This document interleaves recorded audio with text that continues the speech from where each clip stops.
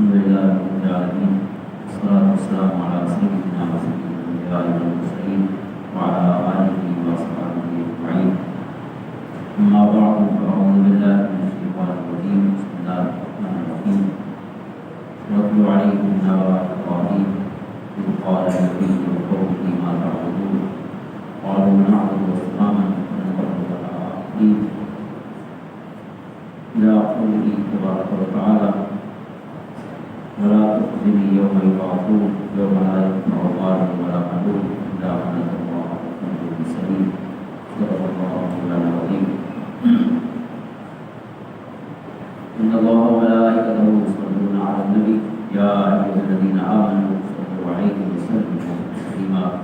اللهم صل على سيدنا ومولانا محمد وعلى آل سيدنا ومولانا محمد أفضل صلواتك وعدد معلوماتك وسلم. معزز محترم حاضرین سامعین و ناظرین، ایک مہینے کے تقریباً وقفہ کے بعد درس قرآن کا سلسلہ آج پھر انشاءاللہ شروع کر رہے ہیں.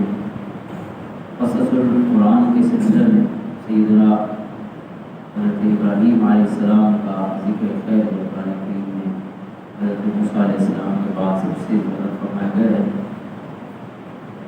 اس سے ہم اپنے سینے منور کر رہے تھے اور آج اسی کو آگے بڑھاتے ہیں. سورۃ شعراء کی آیات آپ کے سامنے پڑھی ہیں.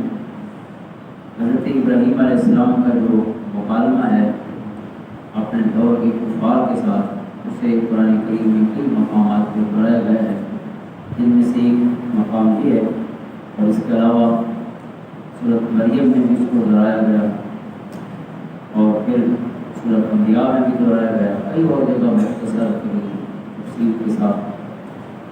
تو یہ مقام جو ہے اس کو شعراء ہے. عالم کائنات کا ارشاد ہے واتل علیہم نبأ ابراہیم. اے محبوب صلی اللہ علیہ وسلم، ان کے سامنے حضرت ابراہیم علیہ السلام کی خبر بھی پڑھی ہے. یہ انداز ہے، اسلوب ہے قرآن کریم کا. جیسے دوسری جگہ فرمایا وَاذْكُرْ فِي الْكِتَابِ ابراہیم، اس کتاب میں ابراہیم کو بھی یاد کیجیے، ابراہیم علیہ السلام کا ذکر بھی فرمائیے.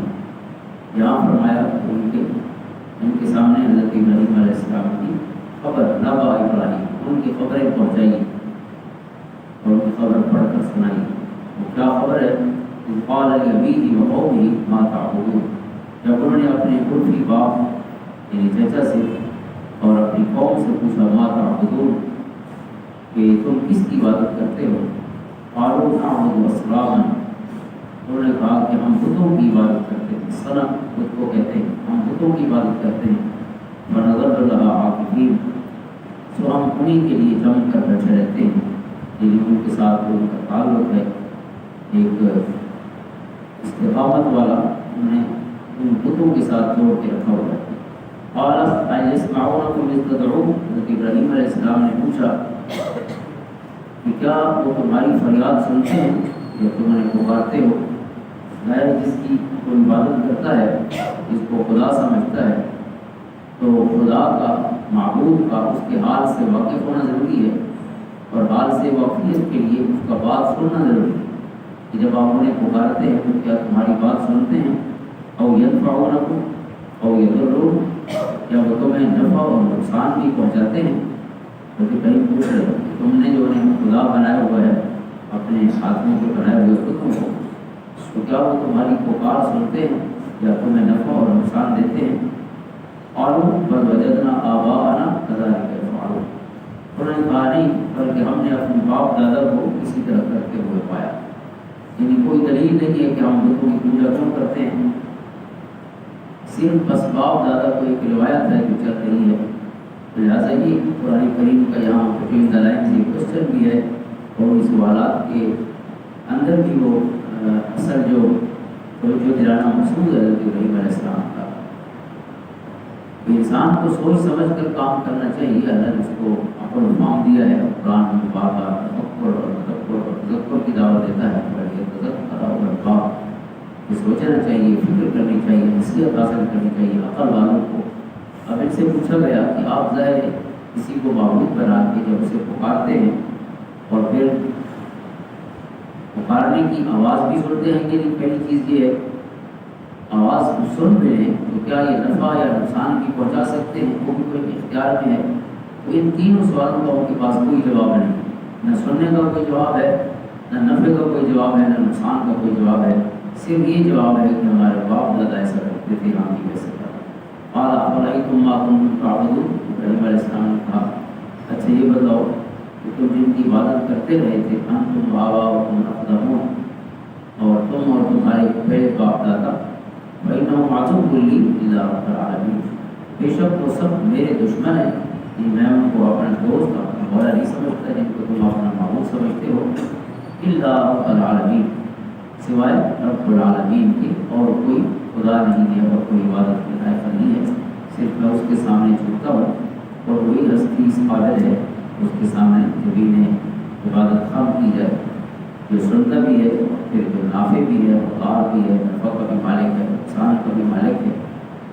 اور پھر آپ نے اللہ تعالیٰ کی کچھ صفات بیان فرمائی ہیں حضرت ابراہیم علیہ السلام نے، الذی خلقنی فہو یہدین، تو وہ رب العالمین جس نے مجھے پیدا کیا تو وہی مجھے ہدایت دیتا ہے۔ اب یہاں اللہ تعالیٰ کی دو صفتیں بیان ہوئی ہیں، لیکن دراصل یہ تمام صفات کی جمع ہیں۔ الذی خلقنی میں اس نے مجھے پیدا کیا، اس میں دنیا کی تمام نعمتیں آ گئی، کیونکہ پیدائش کی نعمت ہے اور پھر زندگی کو مینٹین رکھنا اور بحال رکھنا، زندگی کے لیے جو چیزیں چاہیے اللہ تعالیٰ کا وہ پانی اور ہوا اور ساری چیزیں انسان کی ضرورت ہے، تو زمین اور آسمان اور اس کا رزق رکھا ہے اللہ نے، ان سے اگنے والی زمین سے اگنے والی تمام چیزیں، تو یہ سب اللہ تعالیٰ کی نعمتیں ہیں۔ تو جو نعمت خلق ہے اس میں دنیا کی ساری نعمتیں آ گئی، اور فہو یہدین میں جو نعمت ہدایت ہے اس میں دین کی تمام نعمتیں اور آخرت کی تمام نعمتیں آ گئی، کیونکہ دین سے ہی انسان کی آخرت کی کامیابی ہوئی ہے۔ والذی هو یطعمنی ویسقین، اور وہی مجھے کھلاتا ہے اور پلاتا ہے۔ اللہ تعالیٰ کی حضرت ابراہیم علیہ السلام صفات بیان فرما رہے ہیں۔ وَإِذَا مَرِضْتُ فَهُوَ يَشْفِينِ، اور جب میں بیمار پڑتا ہوں تو وہی مجھے شفا دیتا ہے۔ اب یہاں حضرت ابراہیم علیہ السلام نے یہ نہیں فرمایا کہ وہی مجھے بیمار کرتا ہے اور وہی مجھے شفا دیتا ہے، حالانکہ بیماری کا فیصلہ بھی آسمان سے ہی ہوتا ہے، لیکن یہ ادب ہے جو جد الانبیاء ہمیں تعلیم فرما رہے ہیں کہ بیماری چونکہ ایسی چیز ہے کہ جس سے انسان محبت نہیں کرتا، بیماری انسان کی ناپسندیدہ ہے، تو کسی بھی ناپسندیدہ چیز کی نسبت اللہ کی طرف نہیں کرنی چاہیے، یہ اس کے ادب کا تقاضا ہے۔ اس لیے بیمار میں خوش ہوتا ہوں، شفا وہ عطا فرماتا ہے، شفا جو ہے وہ محمود ہے، پسندیدہ ہے۔ والذی یمیتنی ثم یحیین، وہی میری روح قبض کرے گا، وہی مجھے زندہ فرمائے گا۔ اب یہاں ایک سوال پیدا ہو سکتا ہے کہ شاید موت بھی جو ہے ناپسندیدہ چیز ہے، تو اس کی نسبت اللہ کی طرف کیوں کی ہے؟ اس کا جواب یہ ہے کہ موت جو ارباب کمال ہیں، جو صاحبان عمل ہیں، ان کے لیے بہت بری چیز نہیں بلکہ بہت سب سے اچھی چیز ہے، کیونکہ یہ اللہ سے ملاتی ہے، اور دنیا کے رنج و علم سے خلاصی اور حیات اخروی یا حیات ابدیہ کے حصول کے لیے موت ایک وسیلہ ہے۔ اور حضور صلی اللہ علیہ وسلم کا ایک ارشاد ہے، موت جو ہے وہ تحفۃ المومن، الموت تحفۃ المومن یوصل الحبیب الی الحبیب، یہ ایسا پل ہے جو دوست کو دوست سے ملا دیتا ہے۔ تو موت فوراً جیسے بیماری ہے وہ اس طرح نہیں ہے، موت تو اللہ تعالیٰ کے ساتھ ملنے کا ذریعہ ہے، تو وہی مجھے مارے گا اور وہی زندہ کرتا ہے۔ اور پھر فرمایا والذی اطمع ان یغفر لی خطیئتی یوم الدین، اور اسی سے مجھے امید ہے کہ وہ میری فضائل جو خلاف اولا چیزیں ہیں انہیں قیامت کے دن معاف فرمائے۔ رب هب لي حکما والحقنی بالصالحین، میں نے اللہ تعالیٰ کی صفات بیان فرمائی، اور اب دعا ہے حضرت ابراہیم علیہ السلام کی، تقریباً 20 کے قریب دعائیں ہیں قرآن کریم میں جو حضرت ابراہیم علیہ السلام، اور اتنی دعائیں کسی اور نبی کی قرآن کریم میں ذکر نہیں فرمائی جتنی کہ الانبیاء کی دعائیں۔ پہلی دعا ہے یہاں پہ رب هب لي حکما والحقنی بالصالحین، جو دو دعائیں ہیں، اے اللہ مجھے صحیح فیصلہ کی قوت عطا فرما، مجھے حکم عطا فرما، شریعت کے احکام عطا فرما، والحقنی بالصالحین، اور مجھے نیکوکاروں کے ساتھ شامل فرما۔ اب صالحین آپ خود نبی ہیں، اللہ تعالیٰ کے اوپر سیدھا بنتے ہیں، لیکن یہ جو صحبت صالح ہے دنیا میں بھی اور آخرت میں بھی، یہ خود اتنی عظیم چیز ہے کہ انسان نیک لوگوں کے ساتھ ہو۔ انبیاء بھی نیک لوگوں کا ساتھ مانگتے ہیں اللہ تعالیٰ سے۔ توفنی مسلما والحقنی بالصالحین، حضرت یوسف علیہ السلام کی دعا ہے، اے اللہ مجھے اسلام کی حالت میں موت عطا فرما اور مجھے صالحین میں شامل فرما۔ حضرت سلیمان علیہ السلام کی دعا بھی ہے، وادخلنی برحمتک فی عبادک الصالحین، اے اللہ اپنی رحمت سے مجھے نیک بندوں میں شامل فرما۔ یہ دعا کرنی چاہیے، کیونکہ نیک لوگوں کے ساتھ شامل ہونے میں ایک یہ حسین چیز ہے کہ جو اللہ تعالیٰ کے نیک بندوں کے ساتھ ہوتا ہے تو اللہ تعالیٰ پھر اسے جدا نہیں کرتا۔ جو کرم اور فضل، جو رحمت اللہ کی ان پر برستی ہے تو ان کے کئی بیش قرآن پر وہ برستی ہے۔ یہ ہمارے لیے سبق ہے، درس ہے، جو انبیاء کی دعائیں ہیں کہ نیک لوگوں کے ساتھ شامل ہونے کی کوشش بھی کرنی چاہیے اور دعا بھی کرنی چاہیے اللہ دنیا آخرت میں ان کے ساتھ ہے کو عطا فرما۔ وجعلنی لسان صدق فی الآخرین، اور بعد میں آنے والے لوگوں میں میرا ذکر خیر جاری رکھا۔ یہ حضرت ابراہیم علیہ السلام کی دعا ہے، اور یہ دعا کمال انداز میں قبول ہوئی ہے۔ حضرت ابراہیم علیہ السلام اس وقت جو دنیا میں سب سے زیادہ تعداد میں ہیں، جو 3 مذاہب، ایک مسلمان ہیں جو 2 ارب سے بھی زیادہ ہیں، اور پھر عیسائی ہیں جو سب سے زیادہ ہیں، تقریباً 3.5 ارب کے قریب ہیں، اور پھر یہود ہیں جو کم ہیں لیکن ان کا انفلوئنس بہت زیادہ ہے۔ اسرائیل کا آپ دیکھیں حال، پورا امریکہ اس کے ساتھ کھڑا ہے۔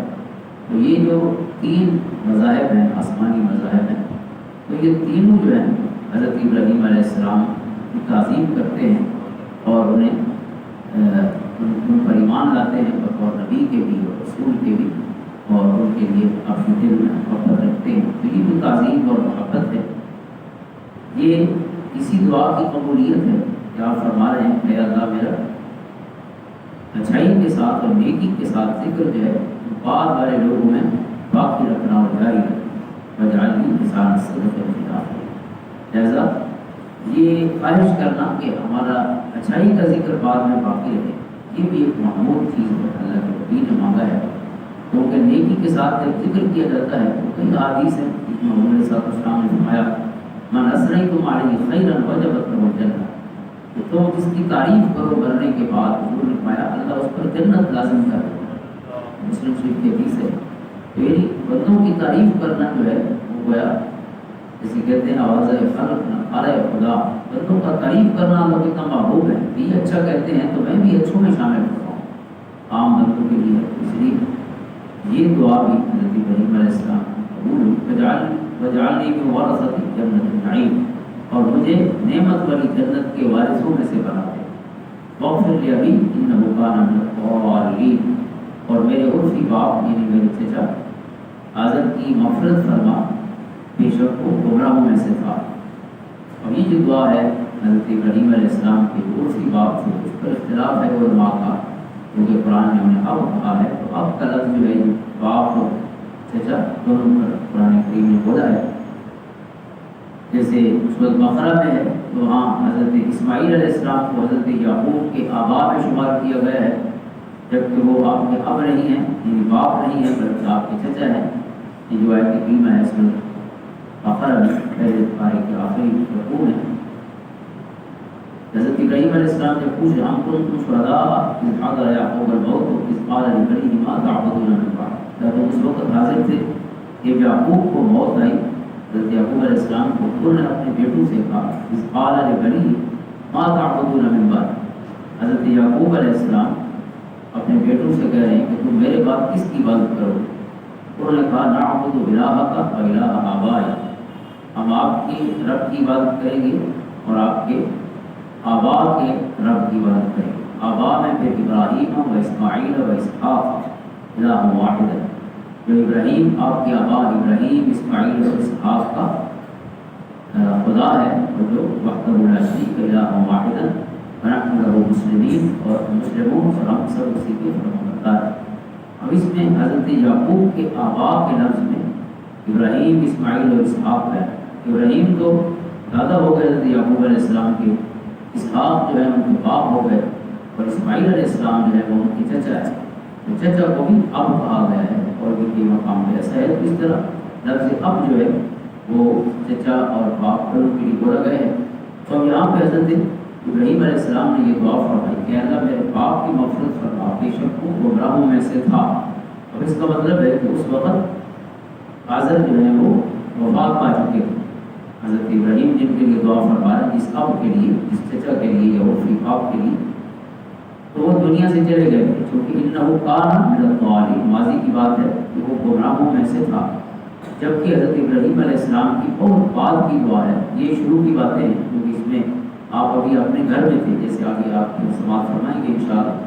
تو بعد میں آپ نے ہجرت فرمائی، پھر ہجرت کرنے کے بعد اللہ تعالیٰ نے آپ کو 2 ازواج عطا فرمائی، پھر بیٹے عطا فرمائے، حضرت اسحاق، حضرت اسماعیل علیہ السلام، اور پھر جا کے آپ کی دعا ہے ربنا اغفر لی ولوالدی، اے اللہ میری مغفرت فرما، میرے والدین کی مغفرت فرما۔ جبکہ اللہ تعالیٰ نے آپ کو اس چچا کے لیے دعا مانگنے سے منع کر دیا، جس کا ذکر سورۃ توبہ میں ہے، روایت کریمہ ہے، وما كان استغفار ابراہیم لابیہ الا عن موعدۃ وعدہا ایاہ۔ حضرت ابراہیم علیہ السلام کا یہ دعا مانگنا جو تھا اپنے عرفی باپ کے لیے، وہ اس وعدے کے لیے تھا جو ان سے وعدہ کر چکے تھے۔ وہ آیات محمد پڑھتے ہیں، سورۃ مریم میں ہے، استغفر لک، حضرت ابراہیم نے اپنے عرفی باپ سے کہا تھا کہ میں آپ کے لیے استغفار کروں گا کہ اللہ آپ کو معاف کرے، کیونکہ وہ گمراہ تھے۔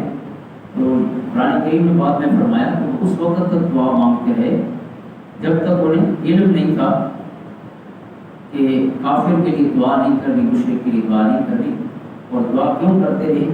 چونکہ وعدہ کر چکے تھے کہ میں تیرے لیے دعا کروں گا۔ فلما تبین لہ انہ عدو للہ، جب انہیں پتہ چل گیا کہ وہ اللہ کا دشمن ہے، یعنی اس کی جو وفات ہے کفر پر ہو چکی ہے، تو تبرأ منہ، پھر حضرت ابراہیم علیہ السلام جب یہ منتشر ہو گیا تو اس سے بیزار ہو گئے اور اس سے برات کا اظہار کیا، بعد میں دعا نہیں مانگی، اور اللہ تعالیٰ نے مشرکین کے لیے دعا مانگنے سے منع فرمایا، جیسے سورۃ توبہ کی آیات میں پہلے ارشاد فرمایا گیا ہے۔ تو لہٰذا جب حضرت ابراہیم علیہ السلام تقریباً اس واقعے کے 50 سال بعد والدین کے لیے دعا کر رہے ہیں، تو اس کا مطلب ہے وہ آپ کے والد نہیں تھے، وہ آپ کے چچا تھے۔ اگر والد ہوتے تو پھر آپ کیونکہ اللہ نے منع کر دیا کافر جو بھی کفر پر مر جائے اس کے لیے دعا نہیں مانگی جاتی، جبکہ آپ اس کے دنیا سے جانے کے لیے چچا کے جانے سے 50 سال بعد مانگ رہے ہیں دعا کہ اللہ میرے والدین کی مغفرت فرما، اور اللہ نے اس کو قرآن کا حصہ بنایا ہے اور آج تک وہ موجود ہے۔ لہٰذا آپ کے والدین جو ہیں وہ ایمان پر تھے، یہ جو اب جس کو کہا گیا ہے یہ حضرت ابراہیم علیہ السلام کے چچا تھے، اور وہاں کی تحقیق یہ ہے قرآن دونوں قسم کے متحد نظر موجود ہے۔ پھر عرض کی ولا تخزنی یوم یبعثون، اور جس دن سب لوگ دوبارہ زندہ کیے جائیں گے، اے اللہ اس دن مجھے رسوا نہ کر۔ اب آپ اندازہ کریں کہ وہ ہستی جس کی اولاد میں اللہ نے نبوت اور رسالت مقدر فرما دی تھی، یعنی آج حضرت ابراہیم کے بعد جتنے نبی آئے سب حضرت ابراہیم کی اولاد میں سے آئے، کوئی اور نبی نہیں آئے کسی اور نسل سے، حضرت ابراہیم کے بعد حضرت ابراہیم ہی کی نسل سے نبی آئے، اور ان میں زیادہ تر حضرت اسحاق علیہ السلام کی اولاد میں سے آئے، اور ہمارے کریم آقا علیہ السلام آپ کے بیٹے حضرت اسماعیل کی اولاد میں سے صرف بزرگ تشریف لائے۔ تو وہ ہستی اللہ کی بارگاہ میں دعا کر کہ اللہ ہمیں قیامت کی رسوائی سے محفوظ رکھے۔ تو ہمیں کتنا فکر نہ کرنا چاہیے، اللہ تعالیٰ دنیا آخرت کی رسوائی سے محفوظ رکھے۔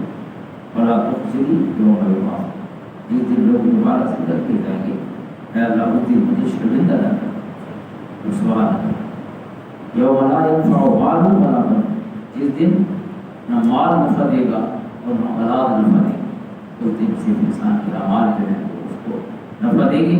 ہاں وہ مال نفع دے گا جو صدقہ کی صورت میں انسان نے پیش کر دیا، جیسے قرآن نے اس کا ذکر کیا، صدقہ و خیرات قیامت کے دن بھی نفع دے گی۔ موت کے وقت بھی انسان ایک ہی خواہش کرے گا کہ اے اللہ مجھے کچھ مہلت عطا فرما، وانفقوا مما رزقناکم من قبل ان یأتیکم الموت فیقول ربی لولا اخرتنی الی اجل قریب، بندہ مرتے وقت کہے گا کہ اے اللہ مجھے تھوڑی سی مہلت عطا فرما۔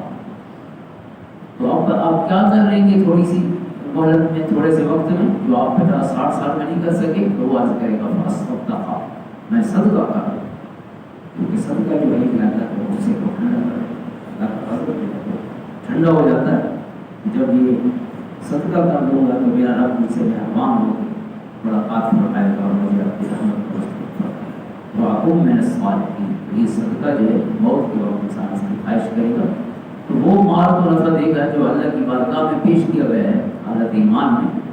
تو یہاں اس مال کی بات ہے جو ظاہر بغیر صدقہ کے جو انسان یہاں جمع کرتا رہا تو وہ مال کو کسی کام نہیں آئے گا، لیکن جو اللہ کے اکاؤنٹ میں جمع کر دیا ہے وہ اس کو اللہ کے غضب سے بھی محفوظ رکھے گا اور جنت کے استحقاق کے عطا فرمائے گا۔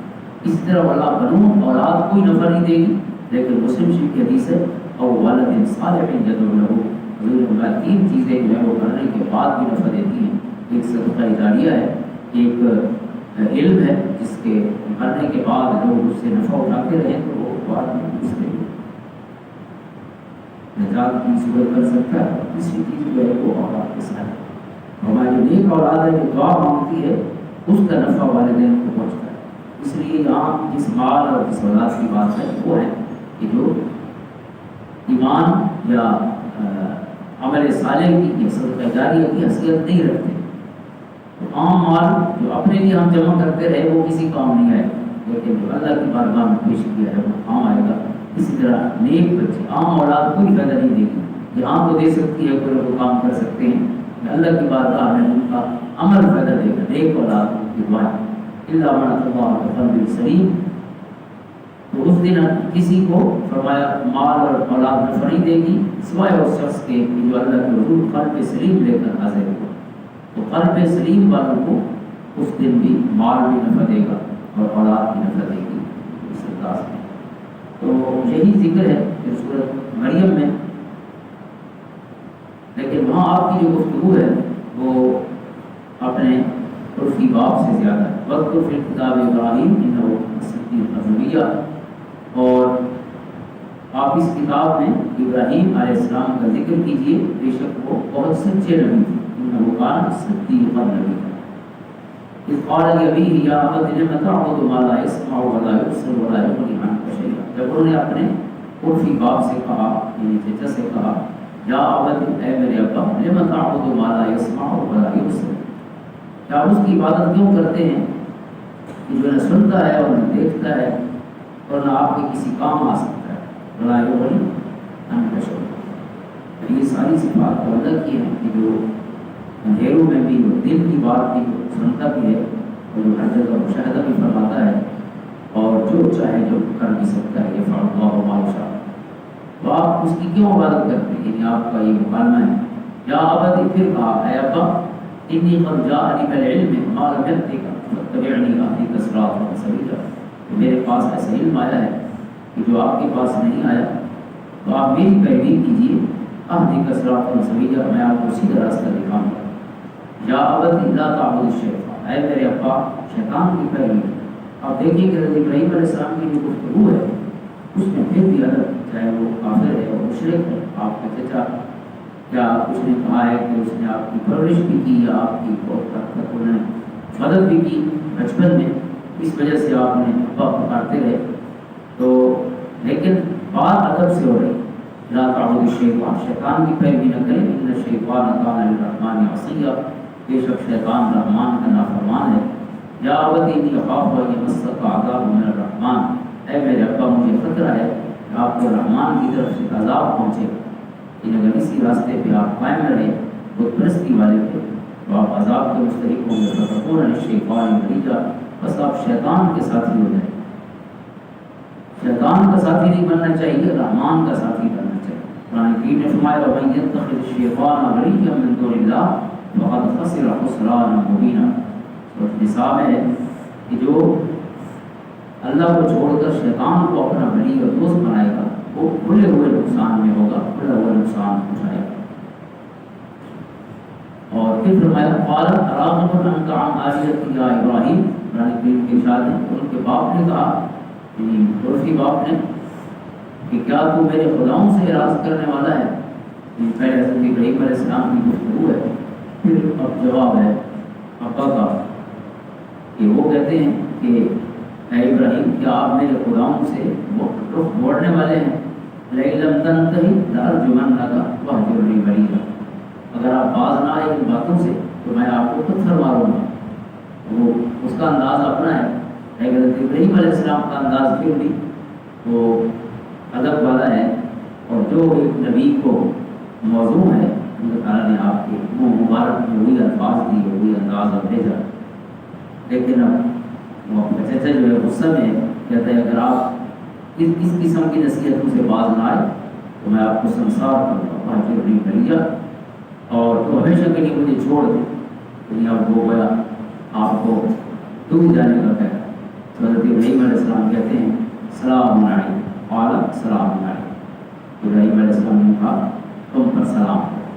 ان پچھڑتے ہوئے بھی انہوں نے کسی قسم کی سختی والا لہجہ نہیں اپنایا۔ حضرت ابراہیم علیہ السلام نے سلام ہی کہا۔ یہ سلام میں مبارک ہے، ایک سلام ہوتا ہے جو تعظیم اور تحیت کے لیے ہوتا ہے، ایک ہوتا ہے قطع تعلق کے، قال السلام علیکم، بس آپ کا سلام ہو۔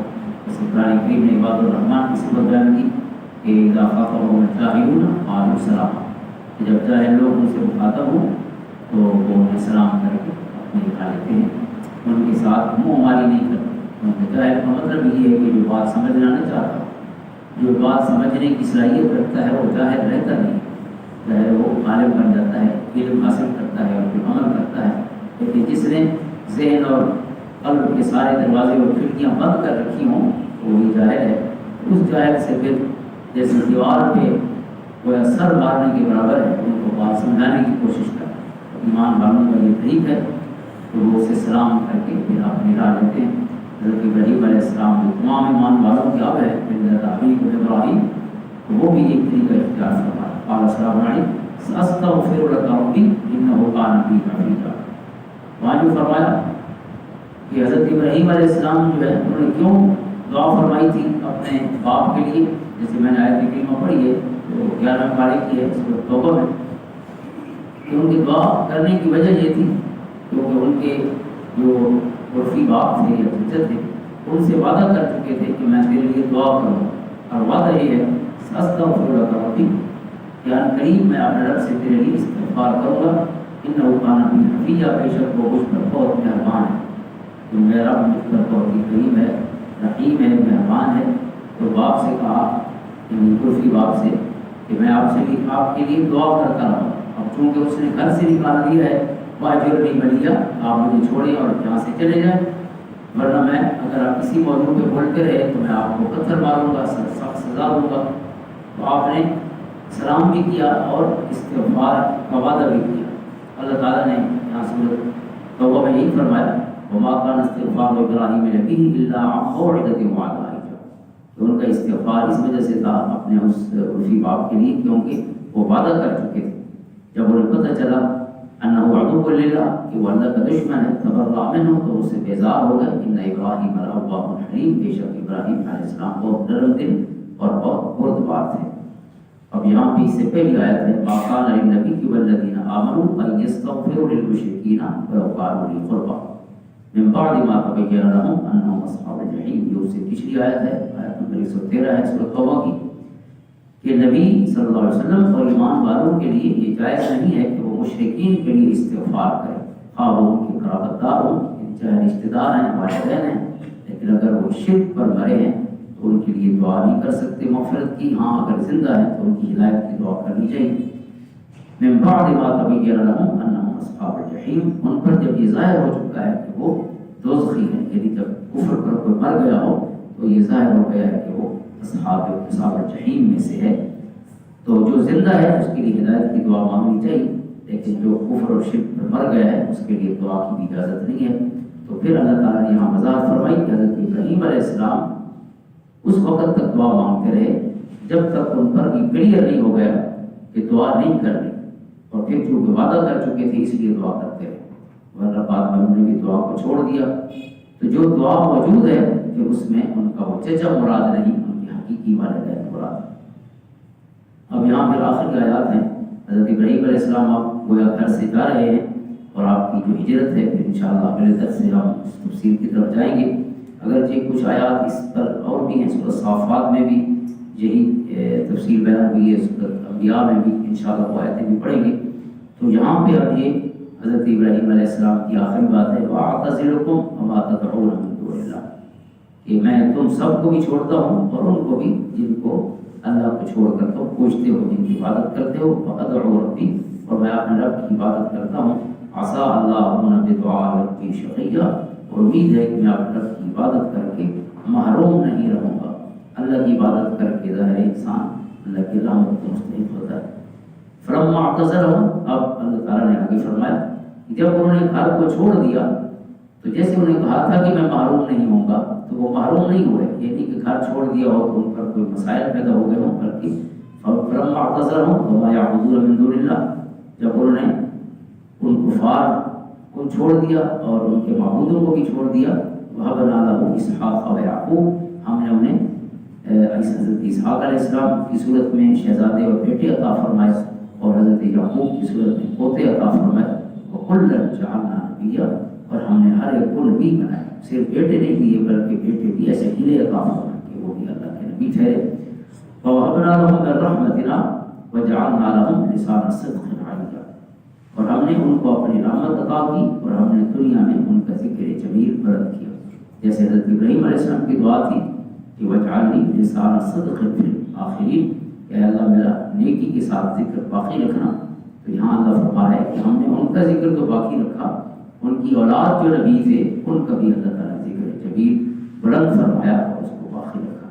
اللہ تعالیٰ ان حضرات کے نقش قدم پر چلنے کی توفیق عطا فرمائے، فرمائے اللہم صلی علی محمد۔